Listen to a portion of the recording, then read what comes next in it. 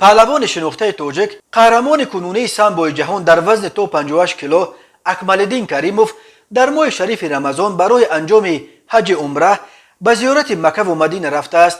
عکس اکمالالدین که احرام در تن دارد روز 23 اپریل در گروه فیسبوکی تاجیک سپورت نشر شد. مجری این گروه محمد رازق نعمتوف در زیر عکس اکمالالدین این مصرع مشهور را از کلاسیکون آورده است: حاجی که به عزم کعبه که احرام بسته. اکمالالدین کریموف 5 ینور سال 1990 در شهر دوشنبه به دنیا آمده.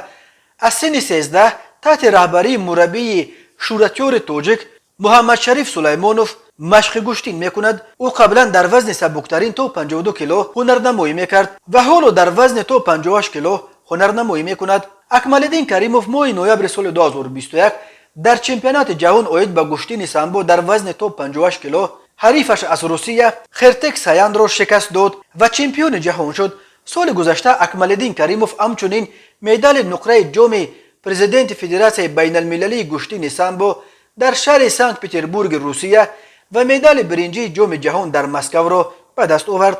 اکمالالدین کریموف ششمین پهلوان توجک است که عنوان قهرمانی سامبو جهان را به دست آوردند. سال 1974 سیمومین رحیموف در هیئت تیم یکچین SSSR، سال 2017 بیروز حاجی‌زاده، سال 2018 خوشقدم خسروف در سامبو ورزشی قهرمان دنیا شد. همین طور سال 2005 سیرالدین اکراموف، سال 2009 ایرج رحیموف در سامبو رزمی چمپیون جهان شده بودند. اکمالالدین کریموف در حال چمپیون جهان شد که رفتنش به چمپیونات جهان زیر سال قرار داشت. او در چمپیونات اخیر تاجیکستان اشتراک کرده نتوانست و طبق قاعده باید ورزشکاری که چمپیون تاجیکستان شد به این مسابقه میرفت، ولی مربیان تیم ملی پایفشاری کردند که نامزدی از همه ارزنده اکمالالدین است و او را به تاشکند بردند. نتیجه های چمپیونات جهان نشان داد که مربیان تصمیم درست گرفتند.